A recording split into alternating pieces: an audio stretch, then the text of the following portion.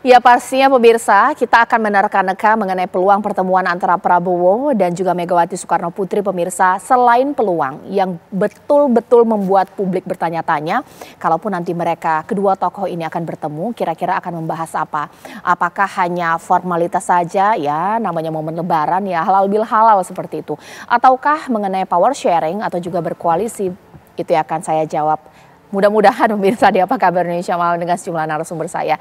Pengamat politik kita, pengamat komunikasi politik kita, Bang Hensat. Selamat malam, Assalamualaikum. Waalaikumsalam warahmatullahi wabarakatuh, Caca. Dan dua elit politik kita sudah tersambung mewakili Gerindra, ada Bang Andre Rosiade, dan PDIP ada Mas Arya Bima. Selamat malam. Assalamualaikum semuanya Bapak-Bapak. Waalaikumsalam. Caca, selamat malam Mas Bimo, Bang Henry, Bang Hensat. Oke, sekarang saya ingin ke Bang Andre Rosiade dulu. Ya, Bang Andre, sudah ada spill-spill ya dari Gibran, dari Mbak Puan, semuanya positif menandakan peluang untuk bertemu Prabowo dan Mega ini ada. Tapi saya mau tahu sebenarnya yang punya inisiatif duluan ini siapa sih? Masihkah Pak Prabowo? Karena kita tahu waktu Gibran dicawapreskan berpasangan dengan Pak Prabowo, keinginan untuk bertemu itu ada sejak lama, tapi belum terrealisasi. Seperti apa Bang Andre? Jadi begini Caca. Pak Prabowo ini sangat menghormati Ibu Megawati. Bahkan Pak Prabowo selalu menganggap Ibu Mega adalah kakak beliau. Dan keluarga besar Pak Prabowo juga sangat dekat dengan keluarga besar Ibu Megawati. Jadi secara personal dan kekeluargaan tidak ada masalah hubungan beliau berdua. Dan itu diakui oleh dua belah pihak. Baik kubu PDI Perjuangan maupun kubu Partai Gerindra. Dan alhamdulillah hubungan baik ini masih tetap terjaga. Dan insya Allah sesuai komitmen yang disampaikan oleh Pak Prabowo berulang-ulang kali. Seandainya mandat diberikan oleh rakyat kepada saya akan mengajak seluruh kekuatan yang ada untuk bergabung bersama-sama untuk membangun Indonesia. Karena kita punya semangat gotong royong, semangat kebersamaan untuk membangun Indonesia secara bersama-sama. Tentu harapan Pak Prabowo ya kita bisa segera bertemu dengan Ibu Megawati. Seperti itu Caca.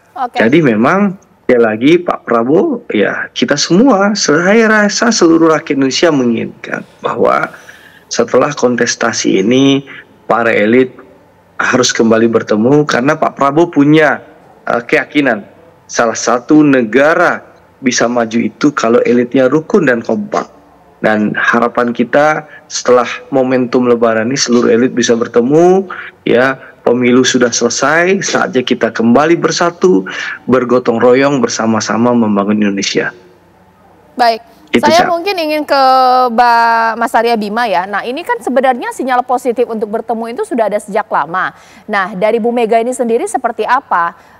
Benar-benar akan terrealisasi atau jangan-jangan ini agak susah juga ini ya. Kita kan nggak tahu keputusan MK seperti apa. Mas Arya Bima.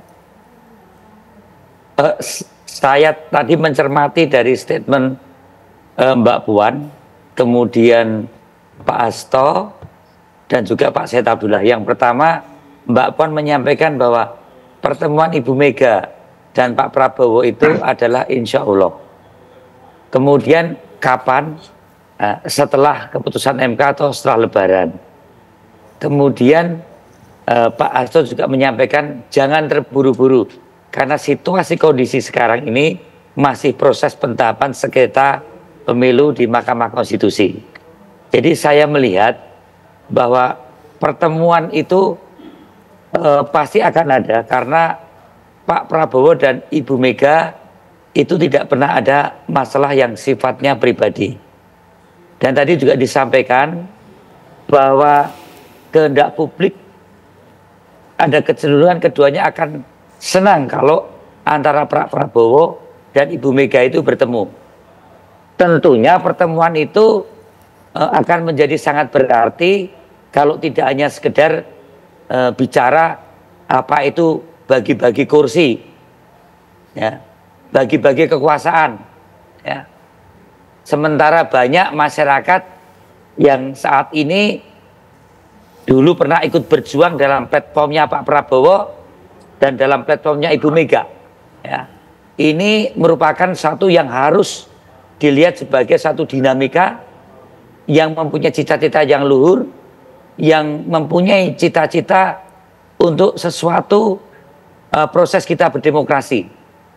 Intinya, kalau toh ada pertemuan, rakyat tentunya menghendaki pertemuan itu tidak sekedar untuk kepentingan yang menyangkut kepentingan-kepentingan yang sangat jangka pendek dan sangat pragmatis, mengabaikan suatu kepentingan yang lebih besar, ya, dengan membuang hal-hal yang sebenarnya Pak Prabowo juga tahu kok, ya. PDI Perjuangan dan Bu Mega tentunya juga tahu persis bagaimana hal-hal yang harus dijunjung tinggi dalam nilai-nilai kerakyatan yang sejati dalam proses demokrasi kemarin. Tapi sekali lagi, bahwa pertemuan itu selalu baik, apalagi kedua beliau ini adalah negarawan. Tentu pertemuan itu mempunyai tujuan yang baik. Dengan adanya pertemuan tersebut dengan tujuan yang baik, maka saya akan cenderung melihat dengan bertemu, maka akan ada kesepakatan-kesepakatan yang tentunya bisa diambil dan saling menghargai untuk menghargai saling bersikap. Oke. Karena saya percaya antara Bu Mega dan Pak Prabowo tidak ada hal-hal yang sifatnya pribadi, Ya. tidak ada suasana bermusuhan, dan tentunya nantinya masing-masing akan berjalan sendiri-sendiri dengan visi, misi, dan tujuan sebagai negarawan yang secara pribadi beliau tidak ada masalah. Oke. Saya yakin Ya. Pak Prabowo menghargai visi misi Bu Mega, demikian juga Ibu Mega menghargai Pak Prabowo. Oke, ditahan dulu Mas Habib. Sekarang saya ke Bang Hensat. Mungkin begini ya, kalau memang tidak punya masalah apapun, ya sekarang sajalah ketemu. Momen buka puasa akan menjadi momen yang paling baik. Kenapa harus nunggu setelah puasa berakhir atau Lebaran? Atau quote on quote tergantung keputusan MK? Iya, kalau menurut saya ada momen saat ini Ramadan, tapi juga ada momen politik, Caca. Nah, ini momen politiknya yang menurut saya belum pas ya. Bu Mega ini kan kita ketahui ini sosok yang penjaga negara lah. Sementara yang negara yang dijaga Ibu Mega ini kan negara hukum. Jadi beliau nih ngikutin apa yang hukum yang dilaksanakan di negara ini aja. Jadi saat ini masih ada sidang MK. Maka saya memahami bila masih ada sidang MK akan sulit Pak Prabowo bertemu dengan Ibu Mega. Bukan karena menang kalah atau karena siapa yang diuntungkan dari sidang MK, tapi tentang proses hukum yang dijaga oleh Bu Mega tadi. Tentunya akan berbeda maknanya bila Ibu Mega bertemu dengan Pak Prabowo pada saat sidang MK berlaku, pada saat sidang MK berlangsung. Apa jadinya nanti tim 03 misalnya di sana dan tim 02 di sana melihat dua tokohnya bertemu gitu. Jadi memang secara momen politik ini belum pas, walaupun saya yakini ada kesamaan visi misi tentang pembangunan antara Ibu Mega dan Pak Prabowo, dan secara pribadi sebetulnya tidak ada masalah. Apakah ada tantangan lain?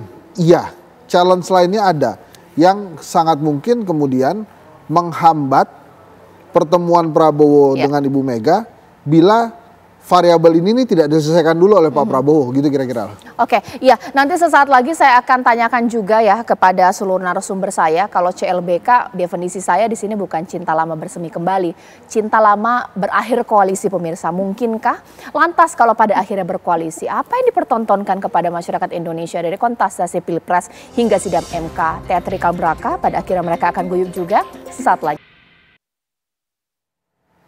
Saya ubah polanya. Sebelum saya ke Bang Andre, bahkan juga ke Mas Ari Bima, saya minta kalkulasi politik dari Bang Hensat. Kalaulah bertemu, oke, bertemu nggak apa-apa. Formalitas namanya juga momen Lebaran. Tapi kalau mengarah kepada koalisi, kemungkinan ini benar ke arah sana, ini seperti apa? Apa yang menjadi penghambat? Pak Jokowi kah atau bagaimana? Ini kalau koalisi pembicaranya lain lagi nih. Kenapa? Karena PDI Perjuangan punya pengalaman jadi oposisi. Dan dia sukses jadi pemenang pemilu 3 kali. Dan kadernya menjadi presiden. Jadi buat PDI Perjuangan berada di luar pemerintahan menurut saya bukan masalah besar. No problemo ya? No problemo. Apalagi kalau kemudian PDI Perjuangan di luar pemerintahan, PKS di luar pemerintahan, itu sangat mungkin ada rekonsiliasi tuh antara nasionalis dan Islam misalnya. Jadi sebetulnya ada poin menguntungkan juga. Tapi kalau kita berbicara tentang hanya pertemuan antara Pak Prabowo dan Ibu Mega, ini Pak Prabowo nih perannya sebelum bertemu tuh harus bisa jadi juru damai dulu nih antara Ibu Mega dengan Jokowi gitu. Oke. Karena menurut saya masih ada hambatan. Nah ini kayak polisi tidur sebetulnya bisa sih terus gitu, cuma agak ngejeglung aja gitu. Ini kalau kemudian polisi tidurnya ini agak ditipiskan sehingga jalannya bisa agak rata dan lancar, ini akan bagus gitu. Nah menurut saya itu dulu, karena ada sebuah kisah yang belum selesai antara Pak Jokowi, Gibran dan Ibu Mega. Oke. Mas Abim, benar tidak bahwa tidak ada persoalan pribadi antara Pak Prabowo dengan Bu Mega, tapi yang jadi problem dan bisa menjadi hambatan iya atau tidak adalah Pak Jokowi, dan peran sentral dari Pak Prabowo adalah untuk menjadi jembatan juga mengguyupkan dua tokoh yang memang satu keluarga harusnya. Ya, jadi dulu kalau ya. bicara jembatan, bukan Pak Jokowi yang jadi jembatan, Pak Prabowo yang menjadi jembatan malah di sini. Mas Abim, boleh dijawab? Ini, Caca, Mas Henry, menurut saya pertemuan antara dua tokoh besar seperti Pak Prabowo dan Ibu Mega ini adalah pertemuan yang menurut saya sangat penting bagi masa depan bangsa ya. Sekali lagi terlepas apapun hasil dari pertemuan itu. Karena di dalam setiap pertemuan, kalau dua tokoh bangsa, itu pasti ada kesepakatan untuk bangsa. Kesepakatan ke depan itu harus diformulasikan seperti apa dalam konteks kita mungkin pasca Pilpres dan Pileg. Ya. Dan yang lebih penting lagi, bagaimana pertemuan itu untuk menunjukkan bahwa tidak ada permusuhan di antara misalnya Pak Prabowo dan Ibu Mega. Ya. Walaupun sekali lagi bahwa Pak Prabowo maupun Ibu Mega saling menghargai, ya, saling menghargai masing-masing, bisa berjalan sendiri-sendiri dengan tujuan masing-masing, dengan visi dan misi masing-masing untuk perkembangan kemajuan bangsa ini ke depan. Namun sekali lagi bahwa yang paling penting itu menurut saya bertemu. Dengan bertemu, setelah bertemu, tentu Pak Prabowo akan tahu jalan pikiran, tahu pendapat Ibu Mega, tahu pendirian Ibu Mega, ya. Dan disitulah Ibu Mega punya sikap dan Pak Prabowo punya sikap. Nah, ini adalah sesuatu yang penting untuk 5 tahun ke depan. Nah, kalau pertemuan itu hanya selalu diformulasikan, sekali saya katakan, hanya sekedar koalisi, bagi-bagi kursi atau berbagi kekuasaan, itu menjadi sekedar hal-hal yang dinilai hanya sekedar untuk kepentingan partai atau kepentingan kelompok ya, dengan mengabaikan berbagai hal persoalan-persoalan yang perlu dirumuskan secara bersama-sama untuk bangsa ini ke depan. Nah, dalam posisi ini saya kira pertemuan itu sangat baik kalau memang dilakukan berdua dulu Pak Prabowo dan Ibu Mega. Karena ke depan suasana itu akan banyak epicentrum politik itu pada Ketua Umum Partai PDI Perjuangan dan Ketua Umum Partai Gerindra yang kebetulan satunya menang Pilpres kalau disetujui nanti oleh MK, yang satunya menang Pileg. Saya kira itu epicentrum politiknya. Oke, saya boleh deh ke Bang Andre karena dari tadi jawaban Mas Abim, saya sudah sebut nama Pak Jokowi, tapi nggak disebut Mas Abim. Bisa menjadi sinyal memang belum baik-baik saja nih hubungan ini. Nah, Bang Andre, apakah ini tandanya memang mau? Belum. Okay, memang hubungannya tidak baik. Wow, dipertegas lagi. Nah, Bang Andre, ini berarti PR besar juga untuk Pak Prabowo untuk mendamaikan juga ya dengan pertemuan berdua dulu deh, Bu Mega dengan Pak Prabowo. Ya. Oke, Mas Abim. Pertemuannya lebih Pak Prabowo dan Ibu Mega. Nah, penting sekali, Bang Andre. Ini Caca memprovokasi Mas Bimo. Enggak. Jadi gini intinya tadi Mas Bimo senior saya, pimpinan saya di Komisi 6 itu sudah menyampaikan bahwa pertemuan silaturahim itu kalau terjadi tentu akan membawa kebaikan bagi bangsa dan negara. Apapun hasil pertemuan itu. Karena sekali lagi, Caca, ini yang dipegang oleh Pak Prabowo. Suatu bangsa bisa menjadi negara maju kalau elitnya guyup dan rukun. Nah, ini dulu. Kita harus mempertontonkan kepada rakyat bahwasanya kita boleh beda partai, beda calon presiden, beda kubu politik, tapi setelah kontestasi, para elit ini harus mencontohkan kepada masyarakat, kepada rakyatnya, meskipun beda pilihan, kita tetap guyup, kita tetap bersatu, kita tetap bersama-sama dalam rangka menjaga keutuhan NKRI yang kita cintai ini. Nah, inilah inti pertemuan para tokoh.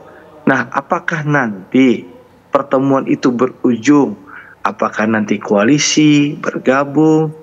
Ya, itu tergantung hasil silaturahim dan pembicaraan ke depan para tokoh dan pimpinan. Yang jelas seperti disampaikan Mas Bimo, kita harus guyup, intinya itu.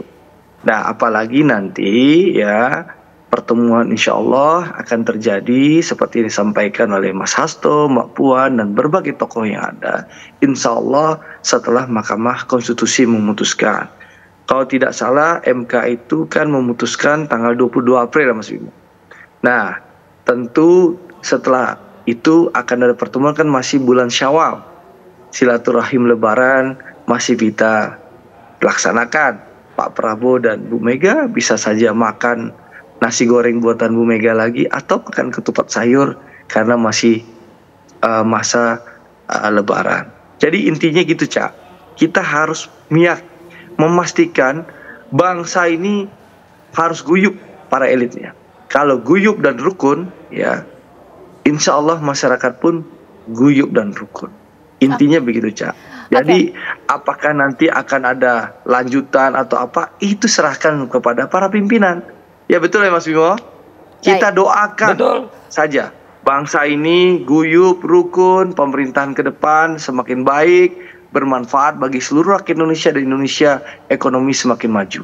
Itu harapan kita bersama. Baik, kalau berbicara mengenai politik formalitas, bahwa keguyupan ini pasti diinginkan oleh semua pihak ya. Tapi tidak tahu di balik ini sebenarnya apa yang menjadi. Nanti Mas Habib dijawab. Bang Hensa, saya mau tanya, agak beban berat ya, bahwa pertemuan ini akan terjadi atau tidak terjadi. Ini apa yang mungkin bisa melatar belakanginya? Ini politik, semua bisa terjadi. Hari ini kita bisa bicara bahwa mungkin akan bertemu, bisa juga tidak. Jikalau dalam prosesnya nanti ada sesuatu hal yang luar biasa. Tidak tahu, Pak Jokowi tidak mau, atau mungkin publik, masyarakat, pemilih PDIP tidak mau ada pertemuan ini. Sesaat lagi pemirsa. Kita tahu panasnya sidang MK pemirsa. Jadi pertanyaan, apa yang nanti akan diputuskan di 22 April sidang MK? Apakah mempengaruhi pertemuan yang nanti akan terjadi setelah Lebaran pemirsa? Setelah puasa maksudnya pemirsa. Saya tanyakan kepada Mas Arya Bima, ini seperti apa? Karena kita nggak tahu ini apa yang dipertontonkan di sidang MK. Ngegas sekali di 03, tapi kemudian kalau nanti akhirnya diterima atau tidak diterima, pertemuan akan dipengaruhi terjadi tidak, Mas Habib? Seperti apa? Proses politiknya demikian. Caca. Jadi Pak Prabowo, Ibu Mega ya, sama-sama ketua umum partai tahu bagaimana kontestasi pileg dan pilpres dan bagaimana sengketa pemilu itu diselesaikan di Mahkamah Konstitusi. Keduanya adalah negarawan yang tahu masing-masing posisi politiknya di mana di dalam proses pentahapan penyelesaian pemilu ini. Jadi saya melihat bahwa sekali lagi kalau kita melihat timing pertemuan itu dalam suasana politik yang sekarang ini tahapan pemilu belum selesai ada di MK, itu dalam cara pandang kenegarawanan beliau masing-masing. Jadi saya melihat begini loh, kalau mereka itu misalnya saling ketemu, itu kan untuk menghindari salah pengertian dan untuk bisa saling memahami.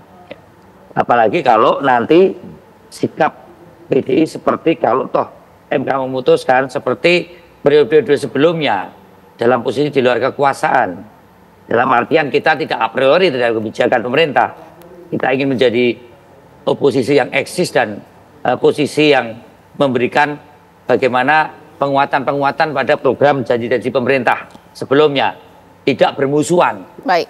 Nah ini yang sebenarnya kita bangun untuk komunikasi antar tokoh itu perlu, tetapi kalau sudah komunikasi itu terjadi, pasti yang terjadi adalah saling pengertian, saling memahami posisi masing-masing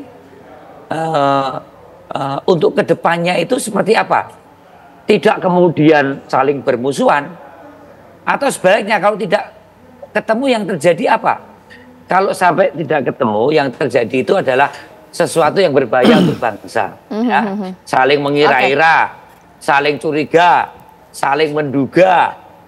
Akhirnya bisa saling tuduh-menuduh dan itu tidak produktif buat bangsa ini ke depan. Nah, saya melihat bahwa statement Mbak Puan, statement Pak Hasto, bahwa pertemuan itu adalah sesuatu yang sangat mungkin terjadi. Satu hal yang saya sering garis bawahi, gorengan di media sosial itu adalah sesuatu yang kadang Ibu dikonotasikan tidak mau bertemu dengan Pak Prabowo. Ini tidak benar. Keduanya saya yakin akan bertemu, masing-masing akan mengetahui posisinya, dan pertemuan itu tentu didasari dengan keikhlasan, dan di dalamnya pasti ada ketulusan dan kejujuran untuk saling berbicara sebagai tokoh bangsa. Saya kira itu. Mas Andre, Bang Andre, berarti benar apapun yang terjadi di media sosial, sempat ada omongan sumir bahwa tidak mau bertemu. Pertemuan ini akan terjadi dan harus terjadi demi keguyupan bangsa, seperti itu kah? Iya, Cak. Selain guyup kan kita harus terus bekerja sama. Apalagi Partai Gerindra dan PDI Perjuangan selama ini kerjasama di parlemen sangat baik. Bahkan di saat kita berkompetisi secara keras di pemilu 2024, kerjasama kami Partai Gerindra dan Partai Mas Bimo di parlemen terus kita jalankan. Jadi nggak ada masalah, Caca, sama sekali. Perbedaan pendapat, jadi gini, Cak, ini yang perlu kita pastikan. Perbedaan pendapat dalam pemilu itu hal yang biasa, karena ini kontestasi sekali 5 tahun. Berbeda pilihan itu hal yang biasa. Tapi setelah kontestasi, kita harus kembali bekerja sama demi kepentingan bangsa yang lebih besar. Dan itu PDI dan Partai Gerindra selama ini terus bekerja sama. Bahkan di saat saya dengan Mas Bimo ini lagi berkontestasi di luar, baik Pilpres dan Pileg, tapi kerjasama kami di parlemen terus kita jalankan secara baik-baik demi kepentingan bangsa yang lebih besar. Begitu, Cak. Jadi ini yang perlu kita pahami. Jadi Caca, Mas Bimo sudah menyampaikan secara terang benderang. Insya Allah demi bangsa dan negara, seluruh elit akan duduk bersama dan kita akan kawal pemerintahan baru agar ke depan rakyat lebih sejahtera, masyarakat lebih makmur, Indonesia semakin hebat dan semakin maju. Begitu, Caca. Kalau lah memang antara PDIP dan Gerindra ini memang hubungannya erat, karena kalau Bang Andre sampai sebutnya Mas Bimo ya, Pak, namanya Mas Arya Bima. Ini bos saya, Mbak. Mas Bimo ini bos saya di komisi ini. Ya, Bang Hensat, sebenarnya kalau dari sisi kacamata masyarakat, ketika dua tokoh ini bertemu, itu memangkah itu yang diinginkan masyarakat, atau jangan-jangan bikin masyarakat jadi pragmatis? Ya begitulah elit kita, kadang berseteru, di luar terlihat memang berseberangan, tapi pada akhirnya ya mereka akan guyup juga, entah alasan apapun, entah untuk bangsa atau juga memang kekuasaan. Ya kalau pertandingan adalah pertandingan, Cak. Selesai pertandingan emang harus guyup lagi. Masa bertanding terus-terusan kayak Liverpool dan MU kan enggak. Itu aja kadang-kadang guyup juga tuh Liverpool sama MU. Buktinya Michael Owen aja bisa pindah ke MU. Jadi, Cak, menurut saya pertemuan ini akan terjadi setelah MK. Kemudian yang kedua, setelah Pak Prabowo ditetapkan secara resmi sebagai pemenang oleh KPU. Selama ini kan baru pemenang rekapitulasi ya. Jadi pada saat ditetapkan sebagai real elected presiden terpilih, pertemuan itu akan mudah sekali terjadi. Karena juga, ya tadi Mas Bimo sudah menyampaikan tuh, ini adalah pertemuan antara presiden dengan pemenang Pileg yang nantinya dalam pelaksanaan pemerintahan ini akan bahu-membahu nih. Si PDI Perjuangan sebagai pemenang Pileg mengontrol jalannya eksekutif, sementara eksekutif menjalankan apa yang diinginkan oleh rakyat melalui PDI Perjuangan. Nah, satu lagi, Cak, Yang menarik juga seberapa kuat nanti PDI Perjuangan misalnya memutuskan untuk berada di luar pemerintahan. Meskipun bertemu. Ya, meskipun bertemu gitu ya. Iya. Ini pernah terjadi waktu zaman Pak SBY, waktu itu jalan tengah ada di Pak Taufik Kemas. Baik. Jadi walaupun PDI Perjuangan berada di luar pemerintahan, tapi tetap memberikan masukan kritis dan menjadi mitra yang bagus buat Pak SBY. Nah, fungsi atau tujuan pertemuan itu bisa jadi akan seperti itu. PDI Perjuangan berada di luar pemerintahan, tapi jadi mitra strategis buat Presiden nantinya, buat Pak Prabowo. Bang Hensa terima kasih, Bang Andre terima kasih, Mas Bimo terima kasih. Kita tunggulah nanti momen pertemuan ini akan terjadi terima kasih apa. Semuanya. Jangan lupa juga TV One diundang. Kalau perlu ketika bertemu dua tokoh ini, kita tahu materi pembicaraan seperti apa. Harapannya gitu ya. Berarti saya juga datang dong. Iya dong. Baik, terima kasih Bapak-bapak. Sesaat lagi rekan saya Ken Ana akan memberikan sejumlah informasi yang juga tak kalah menarik usai jeda berikut.